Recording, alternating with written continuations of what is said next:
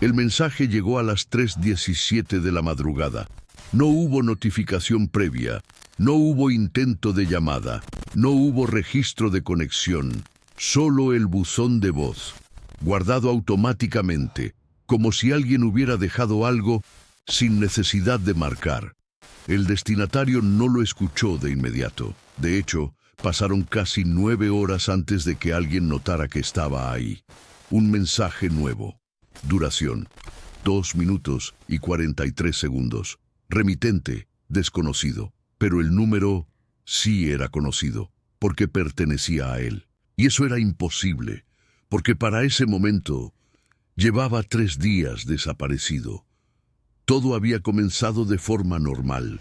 Una excursión corta, un recorrido de fin de semana en la zona muerta de los Apalaches, un área poco transitada, conocida por su terreno irregular, su señal intermitente y una larga lista de historias que nadie logra confirmar del todo. Él había ido solo. No era la primera vez. Conocía la zona, tenía experiencia y había dejado una ruta clara antes de partir. Nada fuera de lo habitual, hasta que dejó de responder. Las primeras horas no generaron alarma. Luego vino la noche y después el silencio completo. El tercer día fue cuando comenzó la búsqueda. Equipos organizados, rutas trazadas, zonas divididas. Pero algo no encajaba desde el inicio. No había rastro, ni huellas, ni equipo, ni señales de desorientación. Era como si simplemente hubiera dejado de estar ahí. Y entonces llegó el mensaje. Cuando finalmente lo reprodujeron, lo primero que notaron fue el sonido de fondo. No era silencio, pero tampoco era un ambiente reconocible. No había viento claro, no había pasos, no había ecos definidos. Era más bien una textura, un ruido constante, como si el micrófono estuviera captando algo que no pertenecía a un entorno físico común. Luego, su voz, baja, lejana, pero inconfundible, dijo su nombre, no el del destinatario, el suyo, como si estuviera confirmando identidad, como si necesitara dejar claro quién estaba hablando. Y después, una pausa, larga, demasiado larga para una grabación espontánea, como si estuviera esperando algo o escuchando. Cuando volvió a hablar, su tono había cambiado. No estaba asustado, no exactamente, pero había algo contenido, como si estuviera eligiendo cada palabra con extremo cuidado. Creo que no estoy donde debería estar. Esa fue la primera frase completa, y desde ese punto todo se volvió más extraño, porque comenzó a describir el entorno, pero lo que decía no coincidía con nada conocido. Habló de árboles que no proyectaban sombra, de un suelo que no crujía al caminar, de una ausencia de sonido que no era silencio, sino algo más denso, como si el espacio mismo estuviera absorbiendo todo. En un momento menciona un sendero, uno que no recordaba haber visto antes, y lo más inquietante es cómo lo describe. No aparece si no lo miras directamente. Esa frase fue repetida 2 veces, como si fuera importante, como si fuera una advertencia o una instrucción. Luego, el mensaje se interrumpe, no termina, no se corta de forma limpia, simplemente deja de avanzar durante unos segundos. Pero la grabación sigue activa, y en ese vacío hay algo, un sonido, no fuerte, no claro, pero presente, como un desplazamiento, algo que se mueve sin generar un patrón reconocible. Cuando su voz regresa, ya no está en el mismo lugar, no físicamente, sino en tono, en ritmo, en intención. Habla más rápido, pero no parece desesperado, parece enfocado. Creo que esto no es un lugar, creo que es una capa. Esa frase fue la que cambió todo, porque no es algo que alguien diga por accidente, no es una forma común de describir desorientación, es una interpretación, una conclusión, y eso implica tiempo, observación, proceso, lo suficiente como para que él hubiera estado ahí, más de lo que parecía, pero eso no encaja, porque el mensaje fue enviado 3 días después de su desaparición. Y sin embargo, su voz no suena cansada, no suena débil, no suena como alguien que ha estado perdido durante días. Suena estable, como si el tiempo no estuviera funcionando igual. Luego menciona algo más, algo que, en ese momento, nadie supo cómo interpretar. Hay marcas, pero no son para seguirla, son para saber que ya pasaste. Esa frase generó más preguntas que respuestas. ¿Qué tipo de marcas? ¿Dónde? ¿Quién las hizo? Pero él no lo explica, solo continúa. Y entonces ocurre algo que nadie esperaba, porque por primera vez no estás solo en la grabación. No hay una segunda voz clara, no hay diálogo, pero hay una reacción. Él se detiene, respira y baja la voz, como si alguien o algo estuviera cerca. No lo nombra, no lo describe, pero lo reconoce. Ya me vio. Esa es la frase, corta, directa, sin contexto, pero suficiente, porque implica presencia, implica interacción, implica que no es un espacio vacío. Y lo más inquietante es que no suena sorprendido, suena resignado, como si ya lo supiera, como si ese momento fuera inevitable. A partir de ahí el mensaje se vuelve más fragmentado. Las frases son más cortas, menos estructuradas, pero hay una constante. Sigue describiendo, sigue observando, como si su prioridad no fuera salir, sino dejar registro. Y entonces dice algo que nadie ha podido explicar completamente. Si estás escuchando esto, no intentes encontrarme siguiendo el mapa. Pausa. Porque el mapa no está hecho para este lado. Esa fue la última frase completa. Después de eso, solo queda sonido.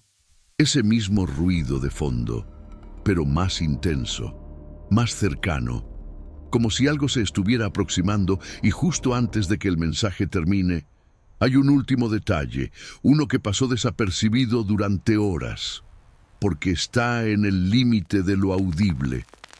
Pero cuando alguien lo aisló, cuando alguien lo amplificó, cuando alguien decidió escuchar con más atención, lo encontró. No es su voz, no es el entorno, es otra cosa, algo que no habla, pero que imita, un intento de reproducir sonido humano. No palabras, no lenguaje, pero sí estructura. Como si algo estuviera aprendiendo, y lo estuviera haciendo en ese momento. El mensaje termina ahí, sin cierre, sin despedida, sin confirmación, pero con una certeza que nadie pudo ignorar. El buzón de voz fue enviado después de su desaparición, desde un lugar sin señal, desde un número que no debería haber tenido conexión, y con una voz que no suena como alguien que está perdido, sino como alguien que ya cruzó algo. Pero eso no fue lo único que llegó. Lo que descolocó a todos no fue solo el contenido del mensaje, fue lo que apareció después. A las 11:26 de esa misma mañana, apenas unas horas después de que el buzón de voz fuera escuchado por primera vez, el teléfono del destinatario registró una nueva actividad vinculada al mismo número. No era una llamada, no era un mensaje de texto, no era un archivo adjunto. Era un intento de ubicación, como si el dispositivo de origen hubiera tratado de compartir coordenadas. Pero las coordenadas no abrían ningún punto reconocible. No correspondían a un sendero, ni a una carretera, ni a una zona marcada en los registros de rescate. Caían en un sector irregular de la zona muerta de los Apalaches, donde los mapas topográficos parecían superponerse mal. No era que la ubicación estuviera lejos, era algo más extraño. Dependiendo del sistema utilizado para verla, el punto se movía unos cientos de metros, a veces al norte, a veces al oeste, a veces directamente aparecía dentro de un área rocosa donde no había paso humano posible. como si el origen no terminara de fijarse, como si estuviera intentando anclarse en un lugar y no pudiera. Los rescatistas, aún así, salieron. No podían ignorarlo, aunque el mensaje sonara imposible, aunque la señal pareciera errática, aunque la lógica dijera que era un fallo más entre muchos. Cuando una persona lleva 3 días desaparecida, cualquier indicio pesa más que cualquier duda. El primer equipo llegó al perímetro cercano al mediodía.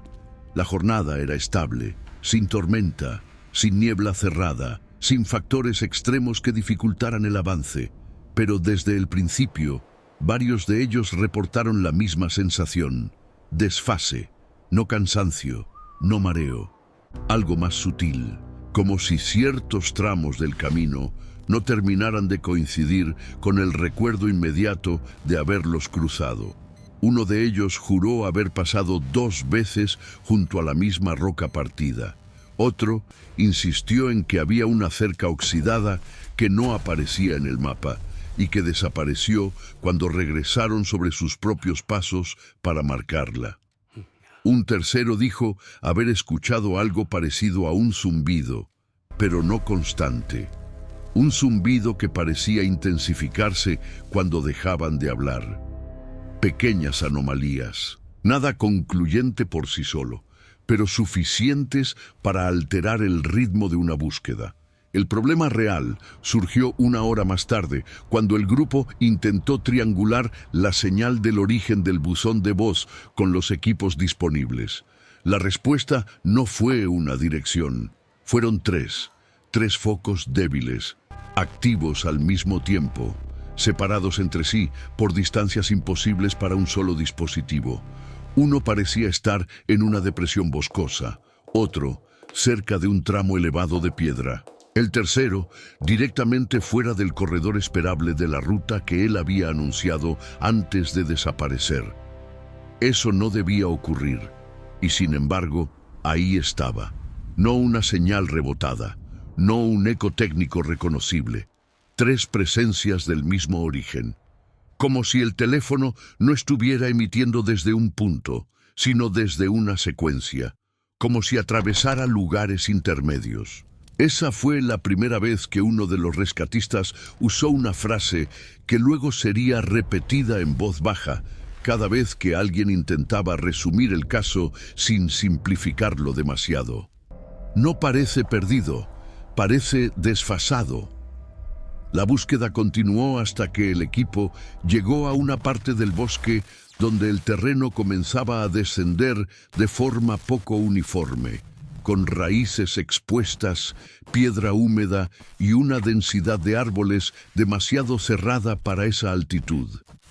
No era una zona inexplorada. Ya había sido revisada por encima el día anterior. Pero esta vez algo era distinto. Había marcas, no muchas, no claras, pero estaban ahí.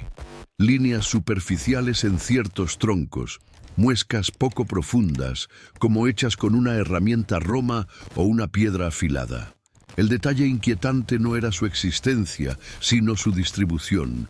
No formaban un camino, no orientaban hacia ningún punto. Estaban colocadas a intervalos extraños, a veces en lados opuestos, a veces en árboles que ni siquiera seguían una dirección útil. Entonces, uno de los rescatistas recordó la frase del buzón. No son para seguirlas, son para saber que ya pasaste. Y el ambiente cambió, porque de pronto esas marcas dejaban de parecer indicaciones y empezaban a parecer confirmaciones, como si alguien hubiera necesitado saber que estaba volviendo al mismo sitio, como si el recorrido no avanzara de forma normal, como si el verdadero peligro no fuera perderse en el espacio, sino en la secuencia del espacio. A las 14:08 ocurrió el primer incidente serio. Una integrante del equipo, encargada de documentar el avance, tomó una fotografía de un claro angosto entre los árboles para registrar la posición de las marcas. Nada extraordinario. Un procedimiento estándar. Pero cuando revisó la imagen segundos después, Encontró algo que no estaba a simple vista frente a ellos. Un sendero, fino, oblicuo, apenas definido. Entraba entre dos masas de vegetación y descendía hacia una zona que parecía más oscura que el resto. Todos levantaron la vista. No había nada. Miraron la pantalla otra vez. Ahí seguía. Un camino que la cámara captaba, pero el ojo no. Nadie dijo nada durante varios segundos. Después, uno de los rescatistas pidió el teléfono. Tomó otra imagen del mismo punto. El sendero también aparecía. Un tercero hizo lo mismo con otro dispositivo. Igual. Pero cuando bajaban las pantallas y miraban directamente, solo veían bosque cerrado. Entonces, la frase del mensaje dejó de ser una rareza y pasó a ser una instrucción literal. No aparece si no lo miras directamente. O, más precisamente, no aparece del mismo modo. Lo que hicieron después fue simple y terrible. Comenzaron a avanzar guiándose por las pantallas. No por el bosque real, sino por el bosque registrado. Paso a paso, mirando el terreno a través de cámaras y teléfonos, siguiendo un sendero que se revelaba solo mediado por un lente. El avance era lento, torpe, antinatural. Tenían que alternar entre no tropezar y no perder de vista ese trazo que, en la imagen, parecía obvio, pero fuera de ella no existía. Así recorrieron poco más de 100 metros, o al menos eso creyeron. Porque cuando intentaron confirmar su posición con GPS, los equipos mostraron una desviación absurda. Según los dispositivos, apenas se habían movido 30 metros. Según el reloj de uno de ellos, habían pasado 12 minutos. Según el de otro, 27. Los instrumentos estaban dejando de coincidir. Y no era un simple problema de señal. Era peor. Cada uno parecía responder a una versión ligeramente distinta del entorno. Fue entonces cuando oyeron algo. No una voz. No un grito. Un golpe seco, lejano, repetido 3 veces, como madera contra piedra. Todos se quedaron inmóviles. El sonido volvió, esta vez más cerca. 3 golpes. La misma separación exacta entre uno y otro. Nadie supo de dónde venía. No parecía viajar por el aire como un sonido normal. Parecía manifestarse en puntos distintos del espacio, como si el bosque entero lo estuviera reproduciendo sin fuente visible. Y uno de ellos, sin proponérselo, respondió en voz alta: ¿Estás ahí? La pregunta quedó suspendida apenas un segundo. Luego, desde algún punto imposible de ubicar, llegó la contestación. 3 golpes más, misma secuencia, misma distancia entre sonidos. No una respuesta humana, pero sí una imitación de respuesta. Eso bastó para que una parte del equipo quisiera retroceder. Y de hecho, lo intentaron. Se dieron vuelta, buscaron el camino por el que habían entrado y descubrieron que no coincidía con lo que acababan de cruzar. Los árboles parecían los mismos, pero las marcas no estaban donde debían. Las pantallas ya no mostraban el mismo sendero. Lo que antes parecía un acceso en diagonal, ahora aparecía cerrado por vegetación. El bosque estaba reordenándose, o al menos la manera en que podía ser leído estaba cambiando. Y en medio de esa confusión, el teléfono del destinatario vibró otra vez. Mismo número, misma ausencia de llamada. Pero ahora no llegó un buzón de voz completo. Llegó una notificación incompleta de audio transcrito automáticamente. Una sola línea, mal interpretada por el sistema, fragmentada. No sigan la versión que responde. Eso fue todo. No archivo, no duración, no opción de reproducir nada. Solo esa frase. Y nadie pudo decidir qué era peor, si pensar que realmente provenía de él, o asumir que provenía de otra cosa que ya sabía cómo usar su número. El líder del equipo ordenó entonces un repliegue controlado, pero ya era tarde para fingir que aquello seguía siendo una búsqueda convencional. Mientras retrocedían, una de las cámaras captó durante apenas 2 segundos una figura entre los árboles. No completa, no nítida, pero claramente humana en altura y proporción. Uno de ellos gritó su nombre. La figura no respondió, solo repitió el gesto del grito. Abrió la boca, inclinó el cuerpo y un segundo después, desde mucho más atrás, en una dirección totalmente distinta, se escuchó la imitación tardía de ese mismo llamado. No una voz, una reproducción desfasada. Como si el bosque hubiera aprendido el molde del sonido y lo estuviera devolviendo desde otro lugar. Ahí comprendieron que la frase «ya me vio» no era metafórica. No hablaba de ser observado por una persona. Hablaba de otra cosa. Algo que no necesariamente perseguía, ni cazaba, ni atacaba de la forma en que solemos entender el peligro. Algo que primero miraba, después repetía, luego ocupaba. La retirada se volvió caótica. No por pánico abierto, sino por acumulación de pequeñas imposibilidades. Brújulas con norte variable, caminos que cambiaban en cámara, marcas duplicadas en árboles distintos, el mismo golpe triple repitiéndose ahora a intervalos más cortos, y por encima de todo, una sensación imposible de sacudirse, la de estar avanzando hacia afuera y al mismo tiempo entrando más. Cuando al fin cruzaron de nuevo el perímetro conocido, ninguno pudo ponerse de acuerdo en cuánto tiempo había pasado. Para algunos, menos de 1 hora. Para otros, casi 3. Pero el dato más grave no vino de sus relojes, vino de los registros. Según el sistema de seguimiento del operativo, el equipo había permanecido fuera del contacto principal durante 6 horas y 19 minutos. Y durante 4 de esas horas, sus posiciones aparecieron superpuestas en un sector del mapa donde físicamente no cabían todos al mismo tiempo, como si hubieran estado en el mismo punto, y en varios, como si el espacio dentro de esa franja hubiera dejado de obedecer una sola distribución. Esa noche, mientras intentaban ordenar los testimonios, apareció otro archivo. No en el teléfono del destinatario, no en el sistema central. Apareció en la cámara con la que habían fotografiado el sendero invisible. Un audio. Duración: 19 segundos. Nombre del archivo: ninguno. La grabación comienza con respiración contenida. Luego, la voz de él, muy cerca, demasiado cerca del micrófono. No suena asustado. Suena apurado. Dice una sola cosa: cuando empiece a repetir tus pausas, ya no le hables. Y entonces, al fondo, apenas audible, se escucha algo nuevo.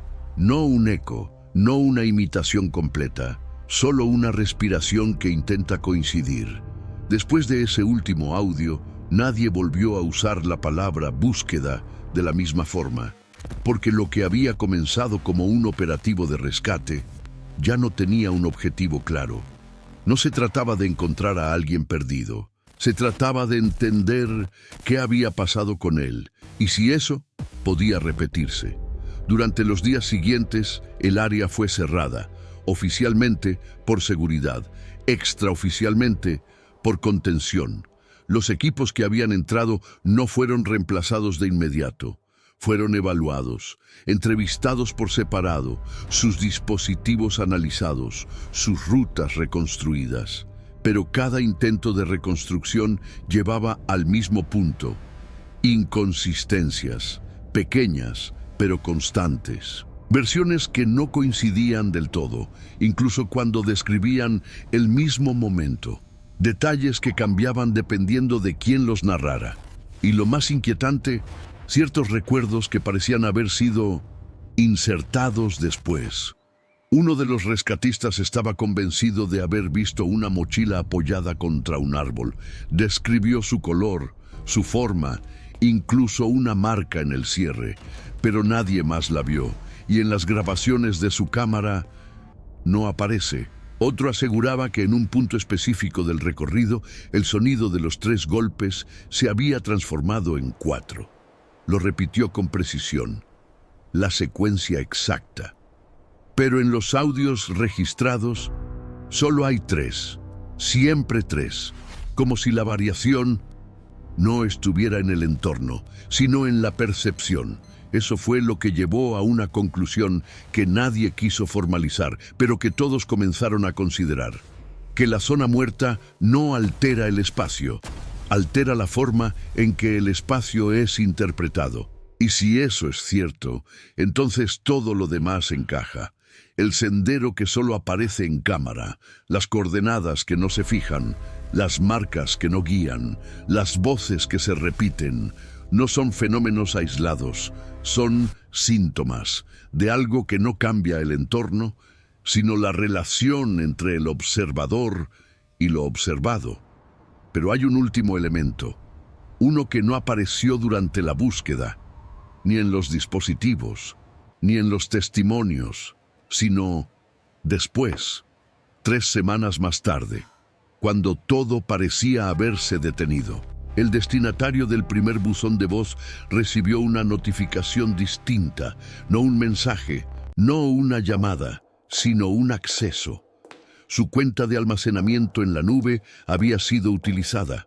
Desde un dispositivo no reconocido, no se descargó nada, no se subió nada nuevo, solo se accedió. Y durante ese acceso un archivo fue abierto, el primer buzón de voz, el original, el de 2 minutos y 43 segundos. Eso, por sí solo, ya era inquietante, pero lo que vino después fue peor, porque el archivo cambió. No su duración, no su estructura, sino su contenido. Al reproducirlo nuevamente había diferencias, pequeñas, pero imposibles de ignorar. La respiración al inicio era más cercana, la pausa después de decir su nombre, más corta. Y en una parte específica, justo después de la frase "creo que es una capa", apareció algo que no estaba antes. Un segundo tono de voz, no superpuesto, no externo, sino integrado, como si hablara al mismo tiempo, no repitiendo, no imitando, sino acompañando. Y lo más inquietante es que seguía el ritmo, las pausas, las inflexiones, como si ya no estuviera aprendiendo, sino sincronizando. Eso fue lo que llevó a la decisión final: no continuar con la difusión del caso, no por falta de evidencia, sino por exceso de implicaciones. Porque si algo puede aprender a replicar una voz, si puede adaptarse a pausas, ritmos, estructuras, entonces no solo puede imitar, puede reemplazar. Y eso cambia completamente el riesgo, porque ya no se trata de algo que está en el bosque, ni en la cueva, ni en una zona específica. Se trata de algo que puede usar cualquier medio donde haya registro, donde haya comunicación, donde haya una voz que pueda ser escuchada y luego repetida. Y eso incluye todo. Pero hay una última pieza, una que no fue documentada oficialmente y que solo se conoce por una coincidencia. Una persona, sin relación directa con el caso, subió a internet un audio semanas después. Una grabación corta, tomada durante una caminata en otra parte de los Apalaches, nada fuera de lo común, hasta el segundo 11. Ahí se escucha algo, no un golpe, no un animal, no viento, es una voz, lejana, distorsionada, pero reconocible. Dice una frase, una sola. ¿Estás ahí? La misma que uno de los rescatistas había pronunciado durante la búsqueda. Pero esa grabación fue hecha en un lugar distinto, en otro estado, en otra fecha y sin conexión aparente, excepto una, el patrón. Porque justo después de esa voz se escuchan 3 golpes y luego un silencio que no es silencio, un espacio donde el sonido debería desvanecerse, pero no lo hace, como si algo estuviera esperando. Ese audio fue eliminado horas después, pero no antes de que alguien lo descargara y lo analizara y encontrara algo que ya no debería sorprender, pero aún así lo hace. La voz no era una grabación directa, era una reconstrucción, una imitación generada a partir de otra, una copia de una copia, y sin embargo, más clara que la original, como si con cada repetición se volviera más precisa, más estable, más real. Y eso nos deja con una última posibilidad, una que no depende de la cueva, ni del bosque, ni de un lugar específico, sino de algo mucho más simple, más cotidiano, más cercano. Porque si algo puede aprender a partir de lo que escucha, si puede replicar lo que registramos, si puede adaptarse a nuestras pausas, nuestras voces, nuestras formas de comunicarnos, entonces no necesita encontrarte físicamente. Solo necesita que hables, que grabes, que escuches. Porque en ese intercambio, en ese momento donde algo es captado y luego reproducido, es donde ocurre el cruce. No en el espacio, no en el tiempo, sino en la repetición. Y eso significa que la desaparición no fue el final, fue el primer punto de contacto, el primer caso donde alguien no solo fue visto, sino aprendido. Y si eso es cierto, entonces hay una pregunta que ya no se puede evitar. Porque si algo puede replicarte, si puede aprender tu voz, tu ritmo, tu forma de hablar, entonces, ¿cómo sabes que la próxima vez que escuches algo familiar, sigue siendo la misma persona? Porque tal vez, y solo tal vez, la diferencia ya no está en lo que escuchas, sino en lo que lo está diciendo. Y cuando eso ocurre, el silencio deja de ser seguro, pero la voz tampoco lo es. Porque en algún punto, entre lo que se pierde y lo que se repite, algo más ya aprendió a quedarse.